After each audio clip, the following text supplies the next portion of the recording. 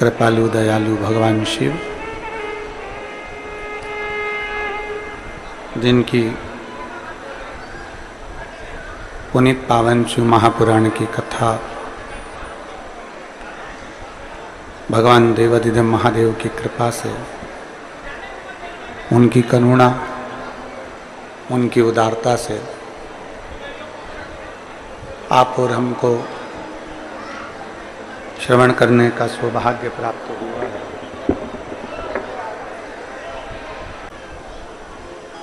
दर्पण में मुख नहीं होता और संसार में सुख नहीं होता, केवल हमको नजर आता है पर होता नहीं है। हमको लगता है कि दर्पण में मुख है और संसार में सुख है, पर होता नहीं, होता नहीं है। जितनी देर दर्पण के सामने रहोगे उतनी देर आपका मुख दर्पण में दिखेगा। गला पकड़ रहा है, गला। जितनी देर दर्पण में मुख देखोगे उतनी देर तक आपको मुख नजर आएगा, और जितनी देर आप संसार की वस्तुओं में सुख देखते रहोगे तो सुख नजर आएगा। दर्पण में अलग से कोई चेहरा नहीं है, दर्पण में अलग से कोई मुख नहीं है।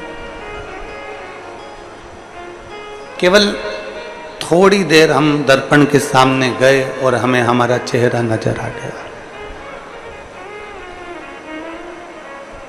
थोड़ी देर हम दर्पण के सम्मुख में गए और हमको हमारा प्रतिबिंब नजर आ गया।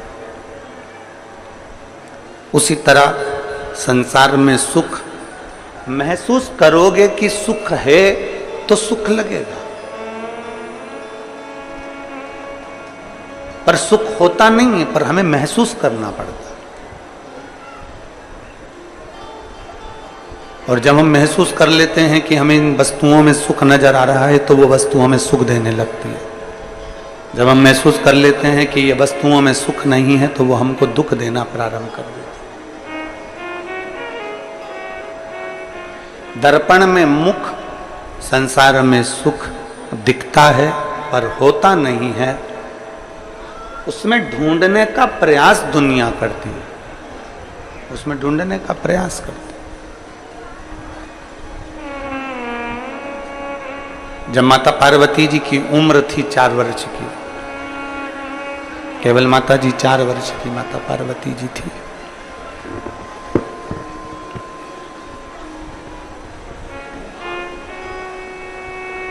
और 4 वर्ष की माता पार्वती जी 4 वर्ष की अवस्था में, 4 वर्ष की अवस्था में उन्होंने जब भगवान शिव के पार्थिव शिवलिंग का पूजन करना प्रारंभ करा, पार्थिव शिवलिंग का निर्माण करना प्रारंभ करा, पार्थिव शिवलिंग का पूजन करना, और उनका निर्माण कर कर उसके पूजन में उन्होंने चित्त लगाना प्रारंभ करा, मन लगाना प्रारंभ करा।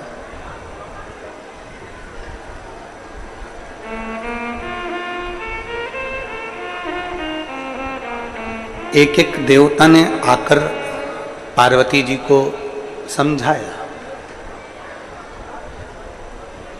कभी ब्रह्मा जी आ जाते, कभी भगवान विष्णु आ जाते, कभी इंद्र आ जाते, कभी देवी आ जाती, कभी देवता आ जाते, कोई ना कोई आता रहा और उन्होंने आकर पार्वती माता को समझाते रहे। माता पार्वती जी से कहते रहे कि शिव प्राप्त नहीं हो सकते, भगवान शंकर आपको मिल नहीं सकते।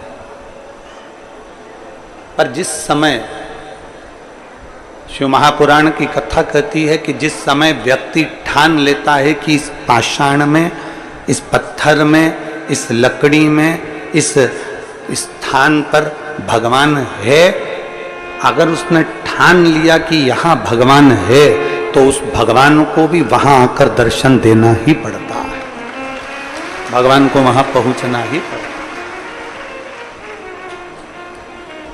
एक कथा हमने पहले कथा में वर्णन करा था, आप लोगों के स्मरण में होगा, जिन्होंने सुनी होगी उसके चित्तवृत्ति में होगा कि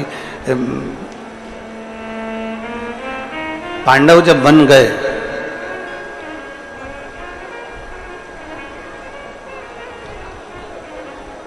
और पांडव जब वन की ओर चले,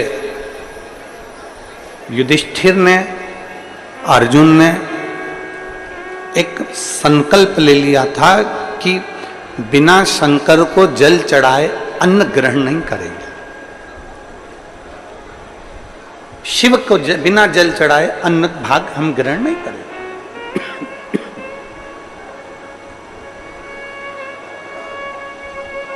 जब तक हम भगवान देवादिदेव महादेव को जल नहीं चढ़ा देते तब तक हम अन्न भाग को ग्रहण नहीं कर सकते। हम ग्रहण नहीं करेंगे। निकलते निकलते निकलते निकलते समय हो गया, जाते जाते जाते जाते समय हो गया।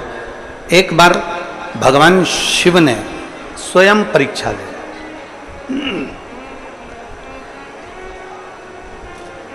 भगवान शंकर ने परीक्षा ली। भगवान शंकर ने परीक्षा ली कि भगवान देवादिदेव महादेव ने परीक्षा ली कि मैं देखूं कि इनकी भक्ति कितनी प्रबल है।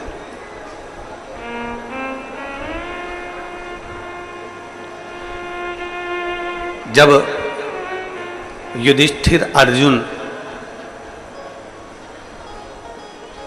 जंगल में चले तो जंगल में उनको कहीं शिवलिंग नहीं मिला, कहीं पर नहीं मिला।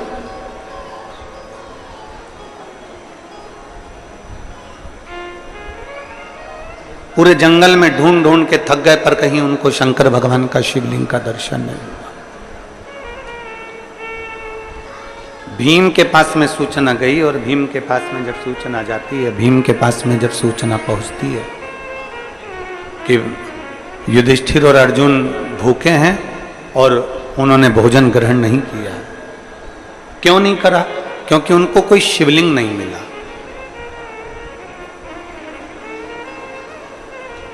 उनको कोई शिवलिंग नहीं मिला।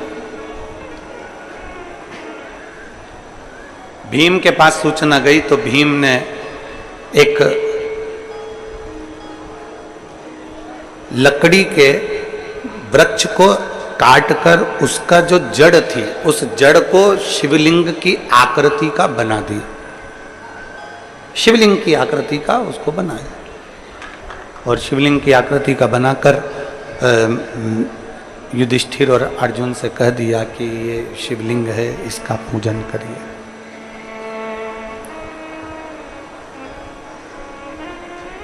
युधिष्ठिर अर्जुन के मन में आया कि बताओ, हम पूरे जंगल में ढूंढ लिए, हम पूरे वन में ढूंढ लिए पर हमको कहीं शिवलिंग नजर नहीं आया और ये भीम ने कह दिया कि ये शिवलिंग है। दिल रखकर, भाव रखकर, मन रखकर उन्होंने जल चढ़ा दिया उस लकड़ी की जड़ पर, उसको शिवलिंग मानकर उस पर जल चढ़ा दिया। संकल्प लिया था कि बिना जल चढ़ाए भोजन नहीं करेंगे और जल चढ़ाकर उन्होंने भोजन कर लिया। अब भीम बहुत तेज ठाका लगाकर हंसा। भीम क्यों हंसा? भीम ने कहा कि मैंने तो तुमको पागल बना दिया, वो शिवलिंग है ही नहीं,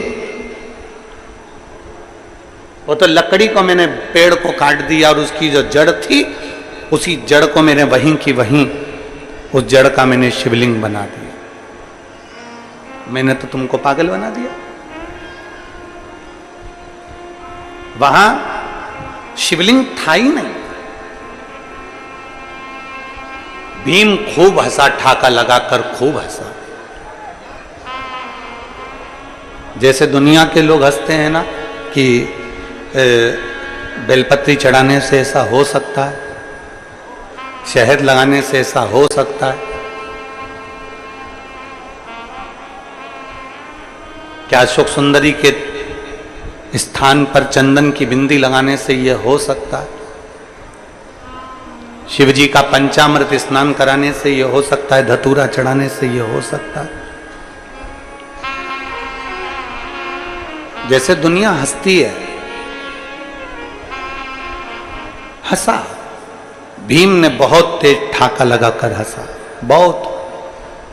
अब अर्जुन को गुस्सा आ गया। अर्जुन ने पूछा कि भीम तुम क्यों हंस रहे हो? भीम कहते हैं कि तुम्हें मालूम नहीं है, तुम शंकर के शिवलिंग को पूरे जंगल में ढूंढ लिए, शंकर भगवान के शिवलिंग का पूजन करने के लिए तुमने जल चढ़ाने के लिए पूरे जंगल में ढूंढ लिए और तुम्हें शिवलिंग नहीं मिला, और मैंने एक लकड़ी की जड़ को ऊपर से पेड़ काट दिया, उसकी जड़ रह गई, उसको मैंने गोल कर दिया और तुम से कह दिया कि ये शिवलिंग है, और तुमने जल चढ़ाकर भोजन कर लिया, तुम्हारा तो नियम टूट गया। खूब हंसा, खूब। जैसे दुनिया हंसती है वैसे भीम हंसे। युधिष्ठिर और अर्जुन से जैसे ही कहा कि मैंने तो तुमको पागल बनाया, मैंने तो तुमको बेवकूफ बना दिया कि तुमसे कह दिया कि ये शिवलिंग है और तुम जल चढ़ा दो, और तुमने चढ़ा भी लिया और भोजन भी कर लिया, और वो तो शिवलिंग था ही नहीं।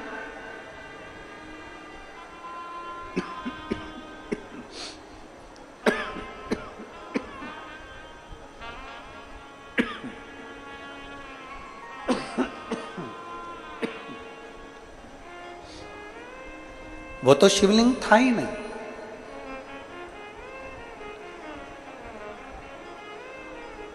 अर्जुन और भीम ने कहा कि अब तुमने कह दिया कि ये शिवलिंग है, मैंने मान लिया कि ये शिवलिंग है। मानो तो गंगा मां हूं और ना मानो तो बहता पानी। तुमने कहा, मैंने मान लिया। व्यासपीठ से बोला गया कि शंकर भगवान को ऐसे बेलपत्र चढ़ाना या सफेद आंकड़े की जड़ का प्रयोग करना या चंदन का प्रयोग करना या इसका प्रयोग करना, और तुमने मान कर भगवान शंकर की पूजन कर ली, मतलब तुमने शिव मान लिया, तो भगवान ने भी तुम्हारी बात को मान लिया और तुम्हारी झोली भर दी। मानो तो गंगा मां, ना मानो तो बहता पानी। आप मानोगे तो शिव है ना।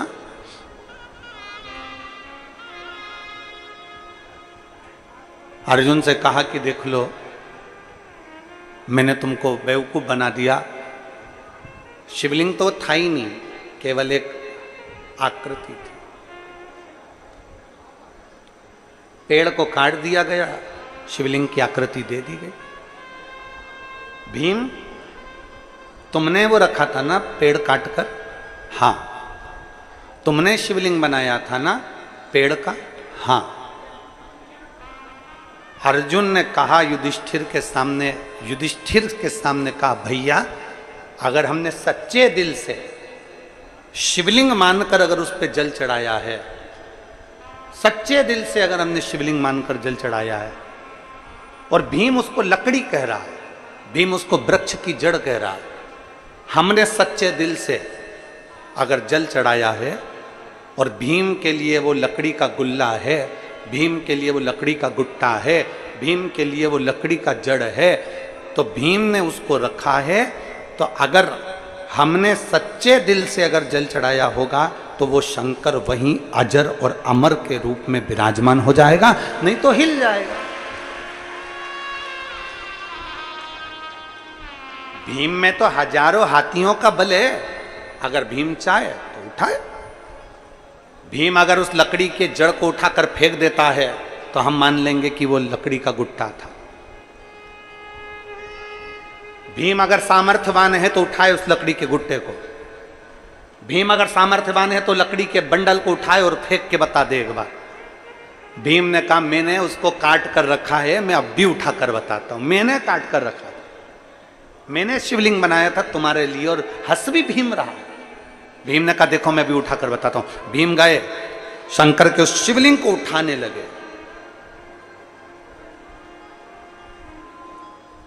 उठाने लगे, उठता ही नहीं। भीम ने अभी काट कर उसको रखा था और वो उठा ही नहीं, उठा ही नहीं, उठा ही नहीं, उठा ही नहीं।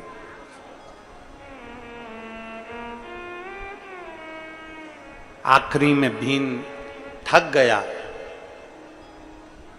भीम थक गया और अर्जुन के पास आकर बोले कि ये लकड़ी का जो मैंने गुट्टा बनाकर रखा था, मैंने एक शिवलिंग बनाकर रखा था, वो तो मुझसे उठता नहीं है। युधिष्ठिर ने कहा, अरे भीम, तुम समझते नहीं हो, एक छोटे से पत्थर के टुकड़े पर भी संसार का व्यक्ति, संसार का मनुष्य शिव समझकर अगर जल चढ़ा देता है तो वो शिवलिंग ही बन जाता है, वो शिवलिंग ही बन जाता है। शंकर को ढूंढने के लिए कहीं जाने की जरूरत नहीं है, कंकर में शंकर है। शंकर भगवान को ढूंढने जाने के लिए कहीं जरूरत नहीं है, शिव सब में समाया, हर एक में समाया। कल भी एक बात कही थी, परसों भी एक बात कही थी कि तुम्हारे घर में जो शिवलिंग है उसको केवल साधारण शिवलिंग मत समझो। तुम्हारे घर में अगर कुबेरेश्वर धाम का कंकर है या माँ रेवा का कंकर है या माँ नर्मदा का कोई कंकर तुम्हारे घर में विराजमान है या कुबेरेश्वर धाम का कोई कंकर विराजमान है या कोई शिवलिंग तुम्हारे घर में विराजमान है, उसको कम ना समझिए।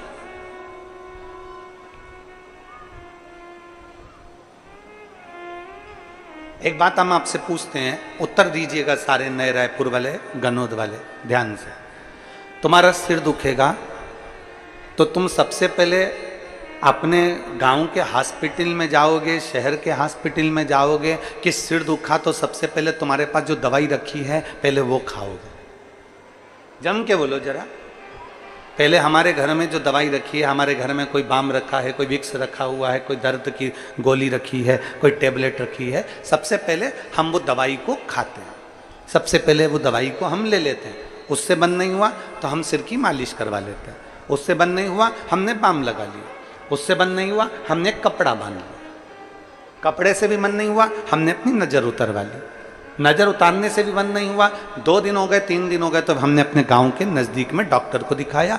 डॉक्टर ने कहा कि सरकारी हॉस्पिटल जाओ, हमने सरकारी हॉस्पिटल दिखाया। हॉस्पिटल वाले ने कहा कि रायपुर जाओ, हमने रायपुर दिखाया। अब हम बड़े हॉस्पिटल में पहुंचे। पहले हमारे पास जो टेबलेट है, पहले हमारे पास जो सामान है, पहले हमने उसको खाकर देखा आराम लगा कि नहीं लगा। थोड़ा बहुत भी अगर हमें आराम लगना चालू हो जाता है तो फिर हम हॉस्पिटल में नहीं जाते, हम डॉक्टर के पास नहीं जाते। 1 घंटे में, 2 घंटे में, 1 दिन में, 2 दिन में हमें आराम लग जाएगा। मेरे पास जो टेबलेट है उससे मुझे आराम लग जाएगा, उससे मुझे आराम मिलेगा। उसी तरह जब तुम्हारी जिंदगी में, संसार में कोई नहीं जन्मा जिसके जीवन में दुख नहीं और कर्म की गति का तो भोग भोगना ही पड़ेगा। गुरु की करनी गुरु भरेगा और चेला की करनी चेला। उड़ जाएगा हंस अकेला। गुरु को भी भोगना है, चेले को भी भोगना है। भोगना सबको है संसार में, चाहे हम हो चाहे आप हो, चाहे दुनिया का कोई व्यक्ति जन्म ले लिया हो, संसार में उसको भोगना पड़ेगा। कर्म की गति का भोग तो भोगना पड़ेगा। राम जी ने छुपकर बाली को मारा था, कृष्ण अवतार में उस बाली ने छुपकर भगवान कृष्ण को मारा था। भगवान कृष्ण के चरण में जो बाण लगा, राम अवतार में जो बाण भगवान राम ने बाली को मारा था छुपकर, वैसे ही छुपकर कृष्ण अवतार में उस बाली ने भगवान कृष्ण के चरण में बाण मारा। कर्म का भोग तो भोगना है। हम पहले भी कथा में कहे, आज फिर कहते हैं, माता पिता से नहीं डरना मत डरो, परिवार वालों से नहीं डरना मत डरो, अपने गुरु से नहीं डरना मत डरो, अपने चेले से नहीं डरना मत डरो, वेद पुराण से नहीं डरना मत डरो, धर्म शास्त्र से नहीं डरना मत डरो, तुम्हारे घर के बड़ों से नहीं डरना मत डरो, मत डरो। पर इतना याद रखना कि अपने कर्म से जरूर डरना, क्योंकि कर्म का भोग तो परमात्मा को भी भोगना पड़ता है। कर्म का भोग तो भगवान को भी भोगना पड़ता है, उसका स्मरण आपकी चित्तवृत्ति में हमेशा रखना। गुरु की करनी गुरु भरेगा और चेला की करनी चेला भरेगा। ऐसा कौन संसार में जन्मा जिसने अपने कर्म का भोग नहीं भोगना।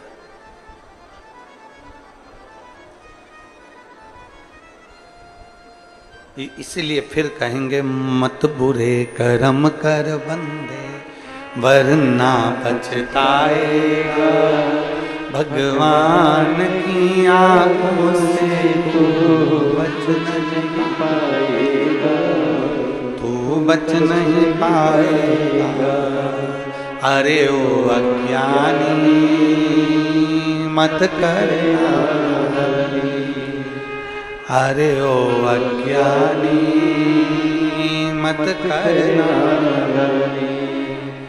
तेरे कर्म का फल भी तू ही पाएगा जैसा किया तूने तेरे आगे आएगा मत बुरे कर्म कर वरना पछताएगा भगवान की आंखों से तू बच नहीं पाएगा तू बच नहीं पाएगा अरे ओ अज्ञानी मत करना अपने कर्म का भोग अपने को भोगना गुरु की कर्म गति गुरु भोगेगा चेला की कर्म गति चेला भोगेगा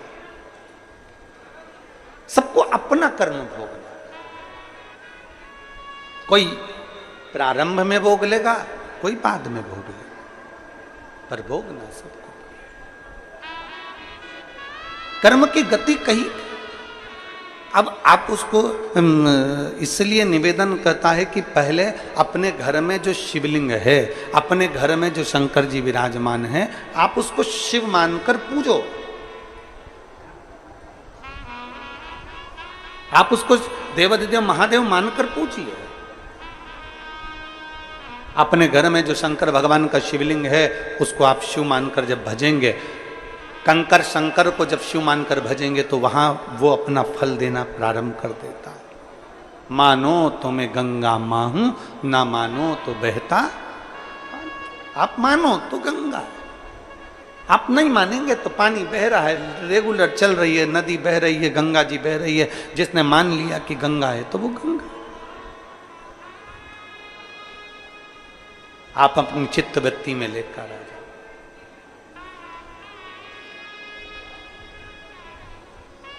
आप अपने हृदय की वृत्ति में लेकर आ जाओ कि शिव है रायपुर के डॉक्टर को बाद में दिखाना बिलासपुर के डॉक्टर को बाद में दिखाना पहले अपने पास जो टेबलेट है वो खाकर देखो कि शरीर में आराम लग रहा है कि नहीं लग रहा है शरीर में आराम लग रहा है कि नहीं लग रहा है पहले वो खाकर देखो लाखों की संख्या में आप लोग आए हैं पंडालों में जगह नहीं है पूरा रोड ग्राउंड सब जगह भरे पड़े हो आपसे केवल निवेदन इतना है कि शिव को पाने के लिए हमें कहीं भटकने की जरूरत नहीं है सबसे पहले तुम्हारे घर के अंदर जो शिवालय है तुम्हारे घर के अंदर जो शिवलिंग है बस उस शिवलिंग में तुम मेरे देवाधिदेव महादेव कुबेर भंडारी का दर्शन करिए उस शिवलिंग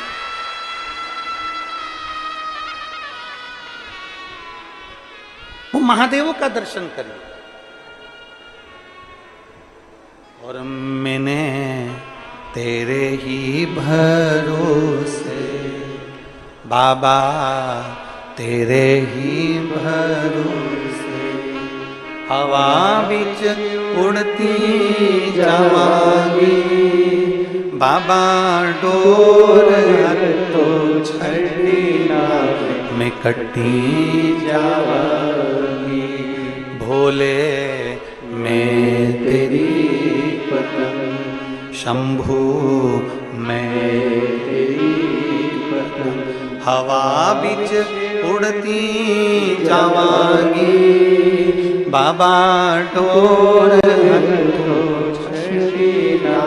मैं कटी जावांगी भोले मैं तेरी पतंग शंभो मैं तेरी पतंग शिव को पाने के लिए शिव को भीतर उतारना पड़ेगा रामचरितमानस यदि आपने पढ़ी हो रामचरितमानस का स्मरण करा हो रामचरितमानस का आपने अगर पाठन करा हो पढ़ा हो सुना हो तो उसमें आता है शंकर विश्वास रूपिणो शिव विश्वास है और माता पार्वती श्रद्धा है अब विश्वास कैसा होना चाहिए कि भाई विश्वास किसको कहते हैं एक पत्र है विश्वास का देखिए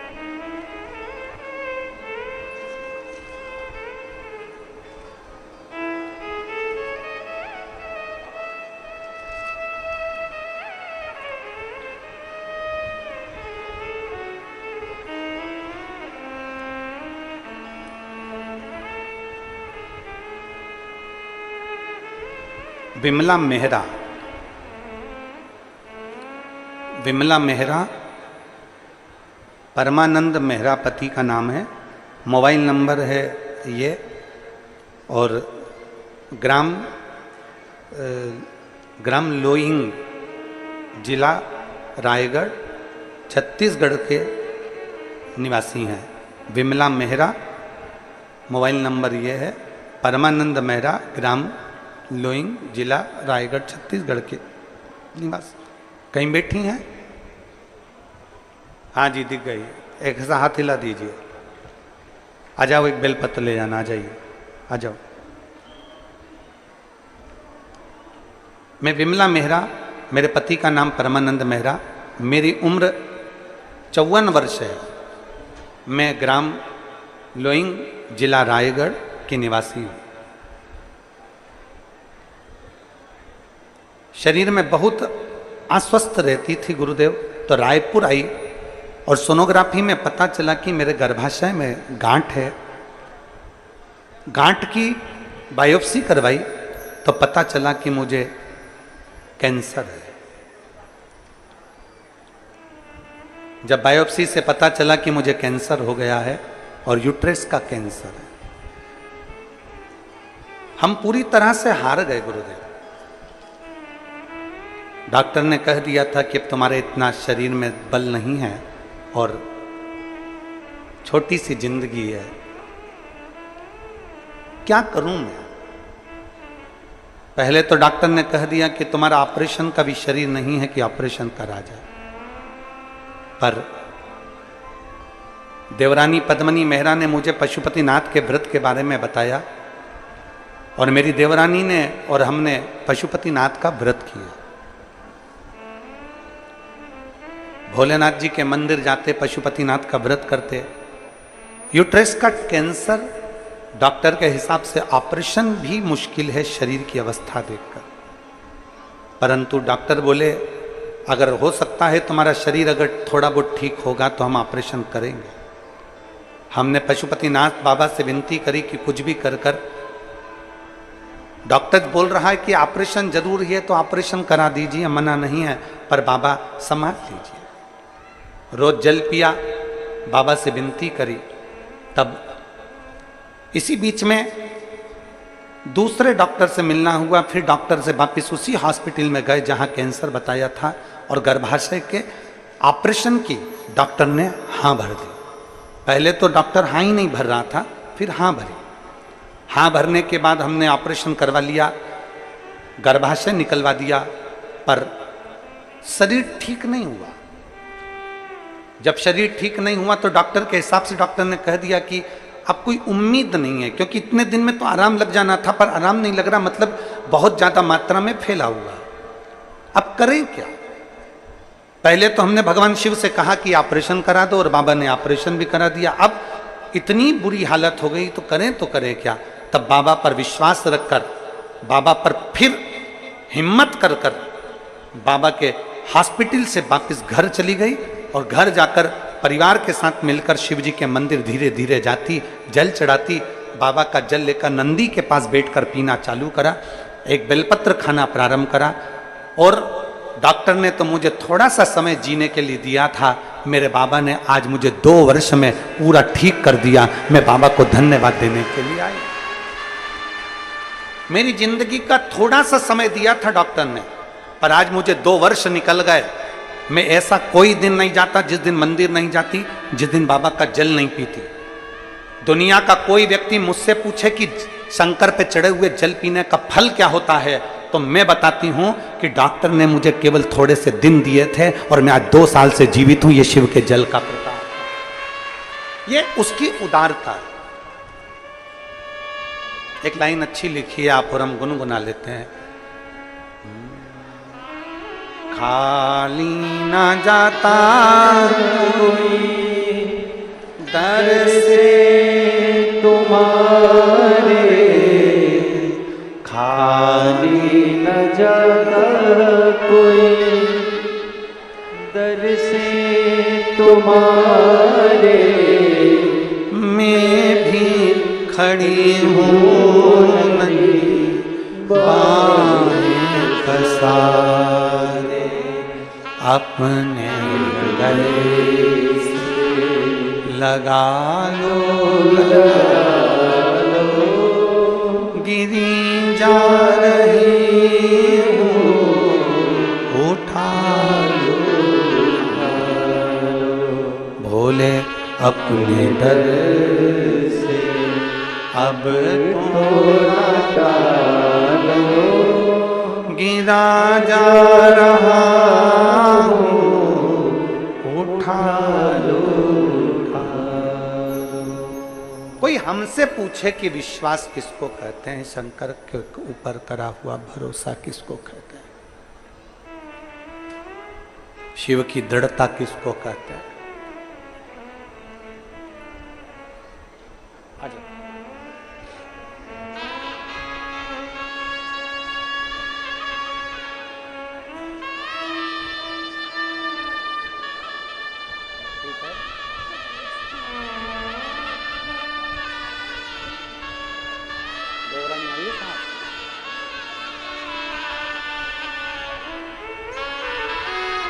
इनकी देवरानी को भेजो जरा, आ जाओ जाओ।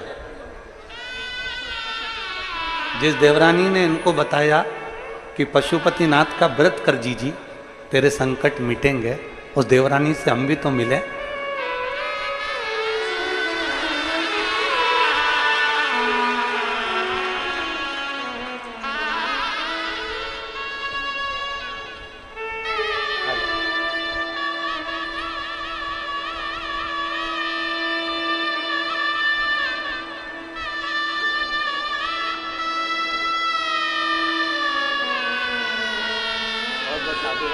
अपनी जेठानी को ठीक कर लिया उसके लिए।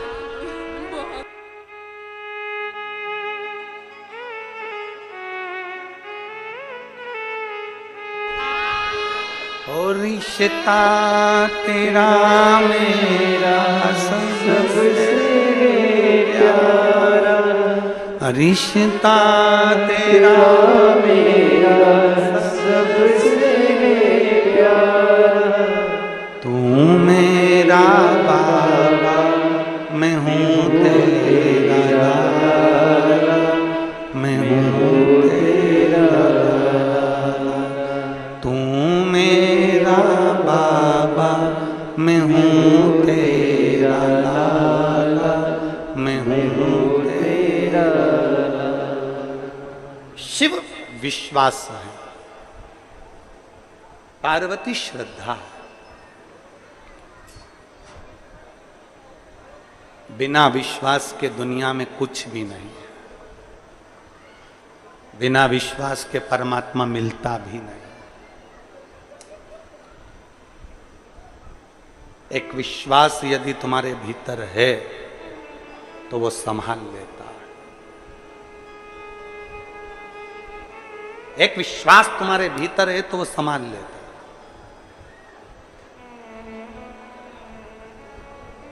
विश्वास है तो परमात्मा मिलेगा, वरना नहीं मिलेगा। एक महाराष्ट्र में एक कथा थी 2 साल पहले, और 2 वर्ष पहले जब वो कथा थी तो धूलिया से आगे के क्रम में वो कथा थी, तो वहाँ जिस यजमान ने कथा ली थी उस यजमान के पास कथा करवाते करवाते समय निश्चित हो गया और कुछ व्यवस्था नहीं हो पाई। पत्र आया सीहोर कि कथा नजदीक है, व्यवस्था नहीं। सूचना जब हमारे पास आई तो हमने आशीष जी से कहा उनको पत्र लिखकर बोलो कथा तुमने नहीं ली है, कथा भोलेनाथ ने ली है, तुम मत डोलना, करवा वो देगा। तुम्हारा अगर विश्वास पक्का है तो वो कहीं से भी आएगा, कैसे भी आएगा और कथा करवा कर जाएगा, व्यवस्था भी वही करेगा, सब कुछ वही करेगा। पर व्यक्ति का विश्वास डोल जाता है, अंत समय तक डोल जाता है कि अब बस का नहीं। उसने ली है आपने नहीं। विश्वास मत डोलने देना, विश्वास मत खत्म होने देना। और अंत समय प्रभु वचन दिया तो निभाना पड़ेगा। आए ना आए प्रभु कुटुंब कभी ना अंत समय प्रभु आना पड़ेगा। द्रौपदी का चीर खींचा गया, खूब खींचा गया, सारी सभा के सामने खींचा गया। काका ससुर थे, काकी सास थी, गुरुजी थे, भीष्म पितामह थे, पांडव थे, सब कुछ थे, फिर भी चीर खींचा जा रहा था। आखिरी में द्रौपदी जब डोलने लगी तब द्रौपदी ने विचार करा कि मैं करूं तो करूं क्या। तब उसको याद आ गया कि गुरु ने कहा था कि विश्वास खत्म मत करना, तो परमात्मा को आना ही पड़ेगा। फिर उसने सोच लिया कि अब विश्वास खत्म नहीं कर सकती, अब मैं उसको पुकारूंगी और वो आएगा। आया, चीर भी बढ़ाया, लाज भी रखी और आशीर्वाद भी। हम डोल जाते हैं, हम सोचते हैं कि अब अपने बस का नहीं है। उसके भरोसे चलो, उसके भरोसे, उसके आश्रित होकर चलो। पार्वती जी को समझाया गया, 4 वर्ष की अवस्था में माता पार्वती जी शंकर भगवान का पूजन कर रही हैं, आराधना कर रही हैं, और उनको कह दिया, भगवान विष्णु ने आकर, भगवान ब्रह्मा ने आकर, इंद्रदेव सब ने आकर समझाया, मत करो, शिव तुमको मिल नहीं सकते। शंकर भगवान तुम्हें प्राप्त नहीं हो सकते। स्वयं आत्मनिर्भर बनो, स्वयं विचार कर लो कि मैंने बाबा का भजन किया है। 4 वर्ष की माता पार्वती जी कहती हैं मैंने शंकर की आराधना करी है, मतलब मुझे शिव मिलेंगे जरूर, पक्का है मिलेंगे। एक पत्र है,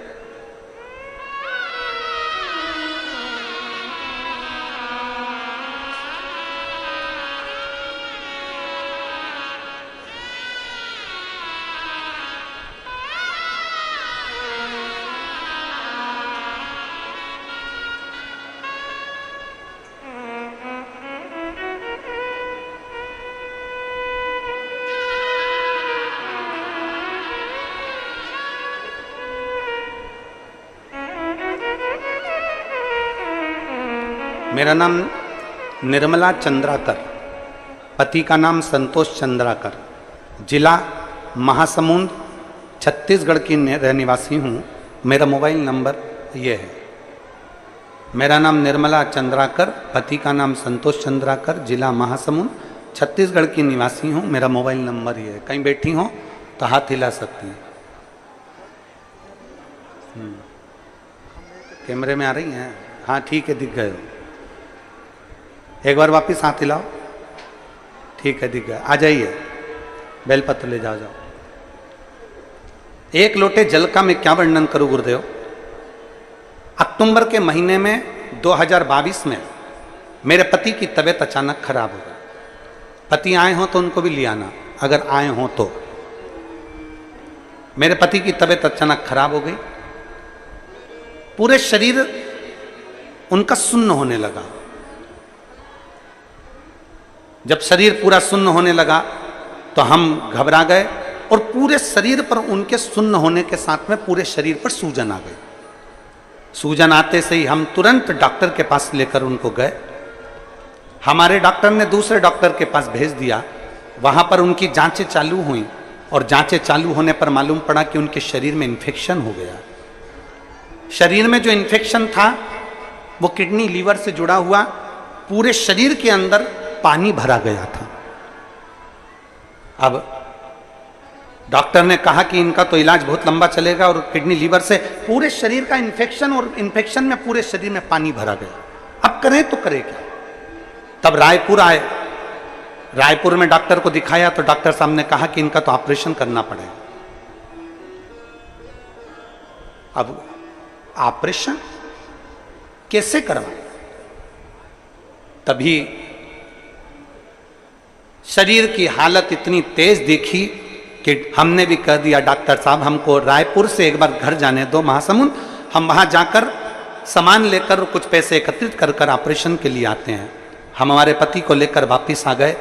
हमारी पड़ोसन ने हमसे कहा कि एक काम कर, ऑपरेशन तो तुमने जा ही रहे हो, उसके 2-3 दिन तक शंकर पर चढ़ा हुआ जल और एक बेलपत्र तुम्हारे पति को खिलाकर देखो। हमने हमारे पति को शंकर जी पे चढ़ा हुआ जल और कुंदकेश्वर महादेव के नाम से एक बेलपत्र देना चालू करा। देवर की बेटी ने जो बताया हमने वैसा की वैसा ही करना प्रारंभ करा।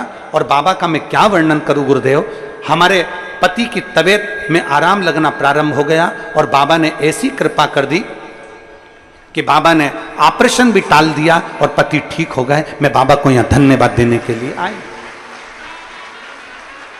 एक शिव भक्ति, एक ओघड़दानी की अविरल भक्ति, एक शंकर पर करा गया विश्वास, एक शिव पर करा गया भरोसा कभी नहीं टूटता। और मेरे बाबा दया करना, मैं तेरे भरोसे हूँ। भोले बाबा दया करना, मैं तेरे भरोसे हूँ। ना घर के भरोसे हूँ, ना परिवार के भरोसे हूँ, ना घर के भरोसे हूँ, ना परिवार के भरोसे हूँ। मेरे बाबा दया करना, मैं तेरे भरोसे हूँ। भोले बाबा दया करना, मैं तेरे भरोसे। एक भरोसा दृढ़ हो जाए, विश्वास प्रखर हो जाए। और जब शंकर भगवान के प्रति भरोसा दृढ़ होता है। अब इस बहन ने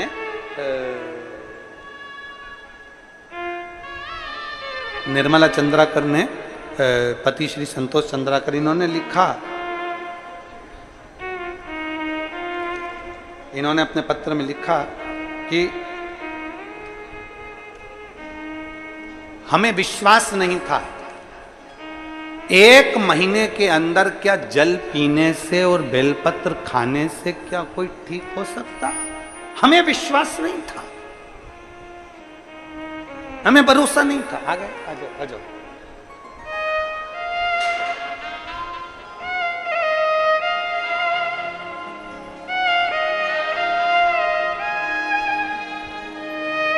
आपके लिए या आपके पति ले लो।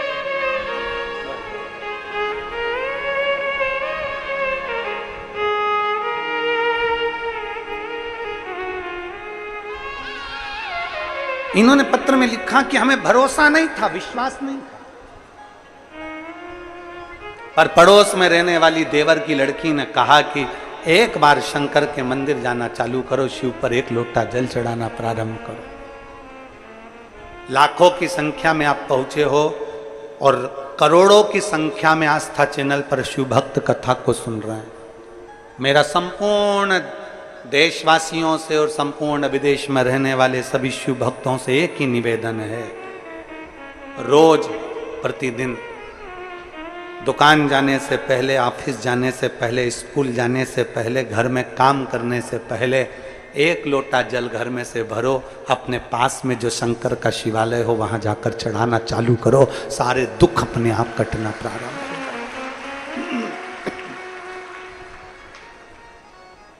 भगवान के भरोसे आश्रित होकर रहने का प्रयास करिए। भटको ना, पूरी जिंदगी निकल गई भटकते भटकते भटकते भटकते, पर भगवान मिला नहीं। अब विश्वास पक्का करना, अब भरोसा पक्का करना, अब दृढ़ता पक्की करना, तो शुभ मिलेगा जरूर। बोल बम का नारा है सारी समस्या का हल, अपने भरोसे को पक्का करो।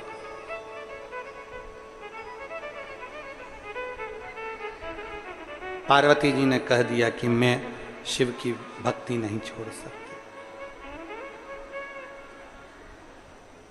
मैं शंकर भगवान की भक्ति को नहीं छोड़ सकती। नारायण ने कहा कि वो नहीं मिलेंगे, इंद्र ने कहा कि वो नहीं मिलेंगे, ब्रह्मा जी बोले कि वो नहीं मिलेंगे, पर कह दिया कि मैं भक्ति नहीं छोड़ पाऊंगा, मैं शिव भक्ति को नहीं छोड़ूंगा।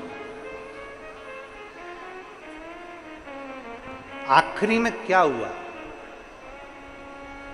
पार्वती जी ने दृढ़ता बना ली और विश्वास पक्का कर लिया, तो भगवान मिल ही गया, मिल गया।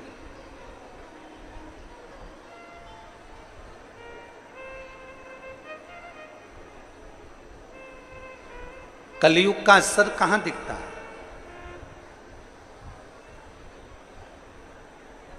बेटा माँ बाप का कहना ना माने, बेटा माँ बाप की ना सुने, बहू सास की ना सुने, सास बहू की ना सुने, बात ना माने, पत्नी पति की बात ना माने, पति पत्नी की बात ना माने, भाई भाई की बात ना माने, कर्मचारी ऑफिसर की बात ना माने, बहन भाई की बात ना माने।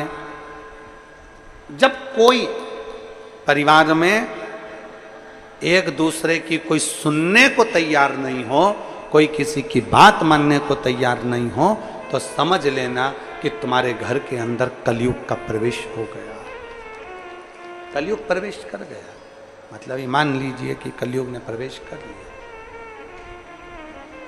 कोई किसी की बात मानने को तैयार नहीं, कोई किसी की बात में आने को तैयार नहीं, कलयुग प्रवेश कर गया। मतलब निश्चित है कि कलयुग ने प्रवेश कर लिया। कोई किसी को सुनना ही नहीं चाहता।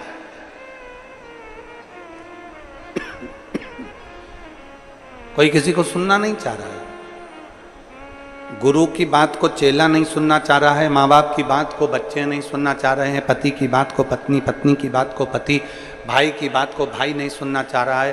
कोई किसी की बात सुनने को तैयार नहीं है। मतलब ये पक्का है कि कलयुग का प्रवेश हो गया, कलयुग का प्रवेश हो गया। कई माताएं कहती हैं, गुरुजी हमारी सास थी ना, जब तक पूरा परिवार एक साथ था, जब तक हमारे ससुर थे ना, जब पूरा परिवार एक साथ था, सब एक दूसरे की मानते थे, सब एक दूसरे की सुनते थे, पर जब से वो गई ना, तब से हमारा पूरा परिवार बेकार हो गया। ना जाने क्या हो गया परिवार में, सब एक दूसरे को झगड़ा कर रहे हैं, एक दूसरे से लड़ रहे हैं, एक दूसरे को टांग खींचते रहते हैं। ना जाने क्या हो गया जब से सास गई, जब से ससुर गया। कारण क्या था? तुम्हारे सास ससुर घर में थे, माता पिता घर में थे, तो उनकी पुण्याई भी हमारे घर में थी, उनकी पुण्याई घर में थी, तो ये क्लेश नहीं होता था, कलयुग उसके अंदर प्रवेश नहीं करता था। जब माता पिता थे तो उनका भजन, माता पिता थे उनका दान, माता पिता थे उनकी पुण्याई हमारे साथ में थी, तो कलयुग प्रवेश नहीं करता था। जब माता पिता चले गए तो उनकी पुण्याई भी साथ में चली गई, इसलिए अब कलयुग ने तुम्हारे घर में प्रवेश करना प्रारंभ करा। कोई किसी को सुनने को तैयार नहीं, कोई किसी को सुनने को तैयार नहीं है, कोई किसी को समझने को तैयार नहीं है, कोई किसी को मानने को तैयार नहीं है।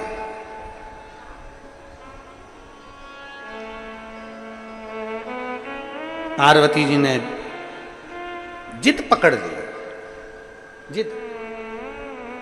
कौन किसको सुने? पुण्याई से सिद्धता थी।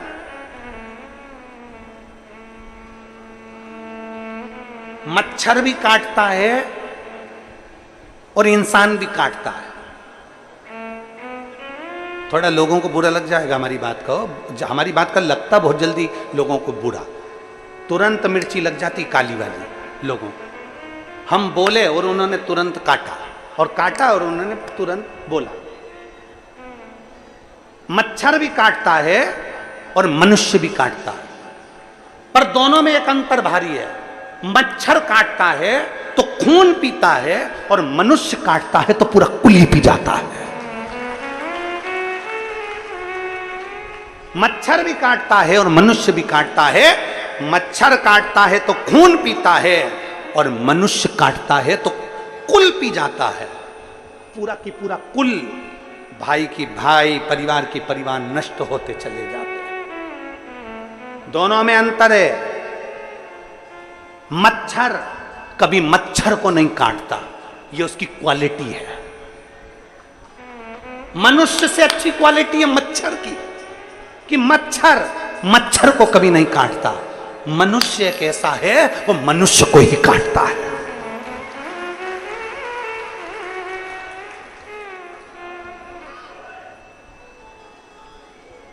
मनुष्य केवल एक ऐसा है, वो मनुष्य को ही काटता है। मनुष्य को आपस में एक दूसरे को काटने में लगा हुआ है। आपस में समाज को, परिवार को, धर्म को, नीति को एक दूसरे को काटने में लगा हुआ है। उसने ये कह दिया, काट दो। उसने ऐसा कह दिया, काट दो। उसने ऐसा बोल दिया। दिन भर 24 घंटे उसका एक ही काम है, दिन भर काटना, किसी की बुराइयां निकालना। बुराइयां निकालते रहो, निकालते रहो, निकालते रहो, निकालते रहो।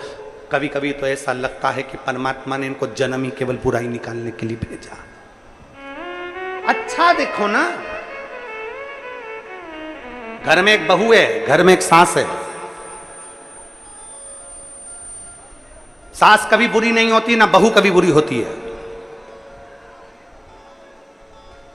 अगर सास बुरी होती तो तेरे को लेके नहीं आती, और अगर बहू बुरी होती तो वो तेरे घर में नहीं आती। दोनों अच्छी है, सास भी अच्छी है, बहू भी अच्छी है। बस समय का चक्र थोड़ा सा घूम जाता है, जिसमें दोनों का अहम सामने आकर खड़ा हो जाता है। ये शोरगुल जो हो रहा है, इसको थोड़ा सा सेट करिए ना बाबा। सास भी बुरी नहीं है, बहू भी बुरी नहीं है। दोनों सामने, दोनों का अहम सामने आकर खड़ा हो जाता है, दोनों का। इसलिए समय का चक्र बुरा बता देता है। समय का चक्र बुरा हो जाता है। कोई बुरा नहीं संसार।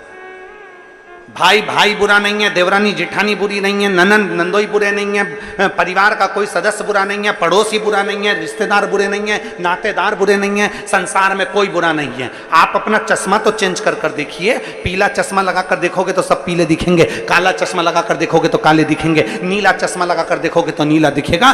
बुराई के चश्मे से देखोगे तो सब बुरा नजर आएगा, अच्छाई के चश्मे से देखोगे तो सब अच्छा नजर आएगा। चश्मा तो चेंज करिए, थोड़ा स्लो करो वाद्यंत्रों को।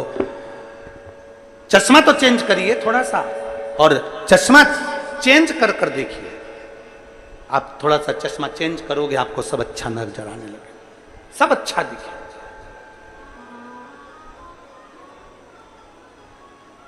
थोड़ी नेत्र की ज्योति को बदलने का प्रयास करिए, थोड़ा अपने आंखों को बदलने का प्रयास करिए, थोड़ा अच्छा देखने का प्रयास करें। फिर निवेदन, मत बुरे कर्म कर बंदे वरना पछताएगा। भगवान की आंखों से तू बच नहीं पाएगा, तू बच नहीं पाएगा। अरे ओ अज्ञानी मत करना नानी, तेरे कर्म का फल भी तू ही पाएगा। जैसा किया तूने तेरे आगे आएगा। मत बुरे कर्म कर बंदे वरना पछताएगा। भगवान की आंखों से तू बच नहीं पाएगा, तो बच नहीं पाएगा। कुछ अच्छा देखिए, और जब हम अच्छा देखेंगे तो हमें अच्छा प्राप्त होगा। कुछ अच्छा देखने का प्रयास करेंगे तो अच्छा मिलेगा। अपने स्थान पर बैठकर भगवान शिव जी से अपने मन की बात बड़े भाव के साथ दिल से बाबा से प्रार्थना करेंगे। जहाँ जगह मिले वहाँ बैठकर भगवान देवाधिदेव महादेव से अपने मन की बात भाव के साथ हृदय से बाबा को निवेदन दिल से करें। आज कथा का चतुर्थ दिवस है। कल कथा विराम हो जाएगी। सुबह 8 बजे से 11 बजे तक कथा रहेगी। जहां जगह मिल जाए पूरे ग्राउंड में, जहां सूखा हो वहां बैठकर दिल से बाबा से कहकर जाओ। जैसे आपके नज़दीक में जब कथा हो तो इन पत्रों में एक पत्र तुम्हारा भी हो कि मेरे बाबा ने मेरी सुन ली और मेरे बाबा ने मेरी झोली भर। दिल से प्रार्थना।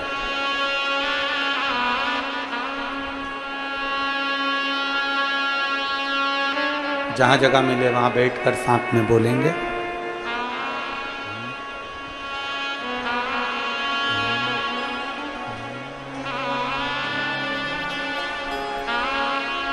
श्री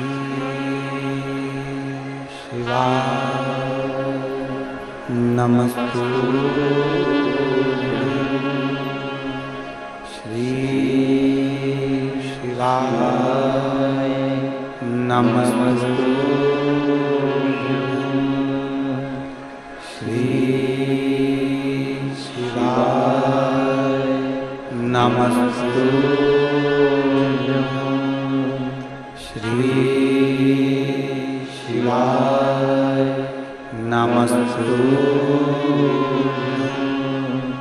श्री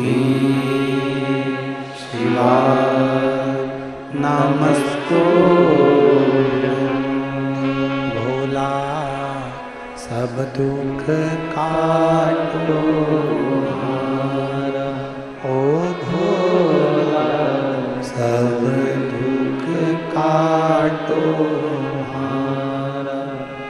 शिव शंकर जपूं तेरी माला, भोले बाबा जपूं तेरी माला। भोला सब दुख काटो हारा, ओ भोला सब दुख काटो हारा। वेश है मंगल मंगलकारी, वेश है मंगल मंगलकारी। शमशान वासी हमारा, शमशान वासी हमारा। ओ भोला सब दुख काटो हारा, ओ भोला सब दुख काटो हारा। भगवान देवाधिदेव महादेव का चरित्र कहता है। शिव महापुराण की कथा वर्णन करती है। माँ पार्वती जी ने अपनी तप साधना से, अपने बल से, एकाग्र विश्वास, एकाग्र भरोसे से शिव को प्राप्त कर लिया। हमारा विश्वास, हमारा भरोसा शिव के करीब में लेकर जाता।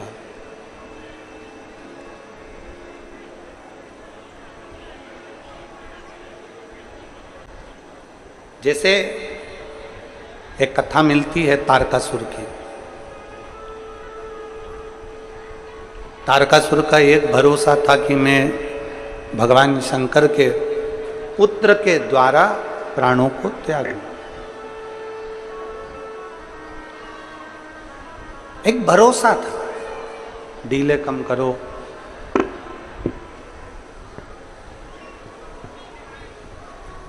भगवान शंकर के पुत्र के द्वारा मैं प्राणों को त्याग।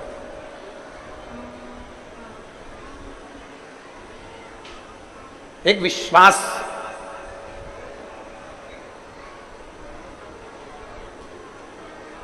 क्यों इतना? तारकासुर सारे देवताओं को परास्त कर दिया था, सारे देवताओं को परेशान कर दिया था। तारकासुर ने सारे देवताओं को परास्त कर दिया, परेशान।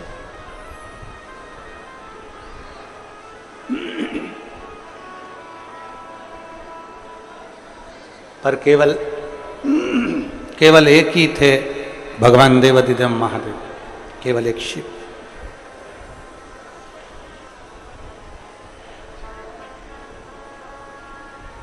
तारकासुर ने शंकर भगवान से कभी युद्ध नहीं लड़ा।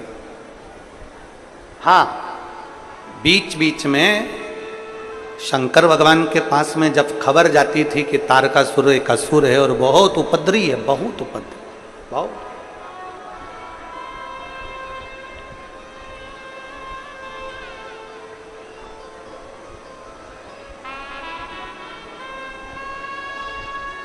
शिव उसको देखते, तारकासुर शिव जी को देखता, पर शंकर भगवान के सामने तारकासुर का कभी युद्ध शंकर जी से नहीं। सारे देवताओं का हो गया पर शिव का नहीं। हमने पहले भी कथा में कहा है, आज फिर कह रहे हैं, शंकर भगवान का कोई दुश्मन नहीं है, कोई दुश्मन नहीं। शिव का कोई द्रोही नहीं। शिव के सब प्रिय, नाग, असुर, किन्नर, मनुष्य, राक्षस, देवता, गंधर्व, जितने जीव, थलचर, वायुचर, जितने जितने जीव हैं, जितने जितने भी हैं, सब भगवान शंकर के प्रिय हैं।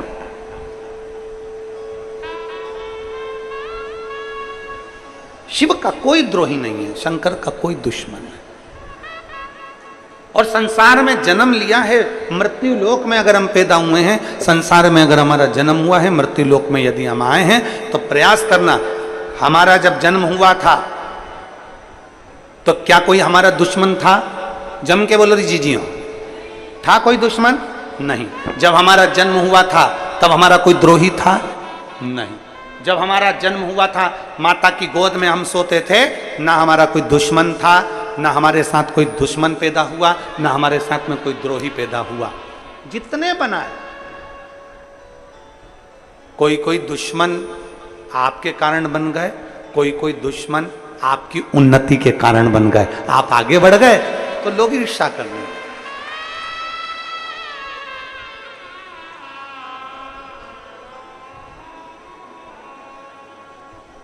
और फिर निवेदन है, चाहने वाले जिंदगी में कम हो जाएं, चल जाएगा। चाहने वाले जिंदगी में कम हो जाएं, चल जाएगा, पर अपने निंदक, बुराई करने वाले, अपने दुश्मन कम नहीं होना चाहिए, तब आनंद नहीं है। चाहने वाले कम होंगे चलेगा, पर निंदक कम नहीं होना चाहिए। निंदक कम ना हो तुम्हारे, तुमको अपशब्द कहने वाले कम नहीं होना चाहिए। क्यों?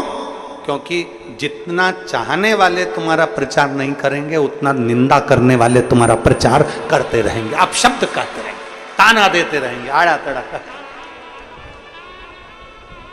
इनकी कमी नहीं होना चाहिए महाराज, इनकी कमी ना हो। भगवान शंकर का कोई दुश्मन नहीं, शिव का कोई द्रोही नहीं, शिव का कोई दुश्मन, भगवान शंकर का कोई द्रोही नहीं है, कोई दुश्मन। सब जितने भी हैं शिव के प्रिय हैं। सांप में जहर भरा होता है, जहरीला सर्प होता है, पर शंकर का प्रिय है। बिच्छू में जहर होता है, पर बिच्छू शंकर का प्रिय है। समुद्र खारा होता है, पर शंकर का प्रिय है। गंगा निरंतर कल कल बहने वाली, ना जाने कितने उपद्रव करती हुई, कहीं इस छोर से कहीं उस छोर तक जाने वाली, शिव की प्रिय है। नंदी, भृंगी, श्रृंगी, भूत, प्रेत, डाकनी, पिशाचनी, चुड़ैल आदि जितने जितने हैं शंकर के सब प्रिय हैं। शिव का कोई द्रोही नहीं। शंकर का कोई दुश्मन नहीं। इसीलिए शास्त्र कहता है, इसीलिए कहता है नमामि शमीशा निर्वाण रूपम विभुं व्यापकं ब्रह्म वेद स्वरूपम नमामि शमीशा निर्वाण रूपम विभुं व्यापकं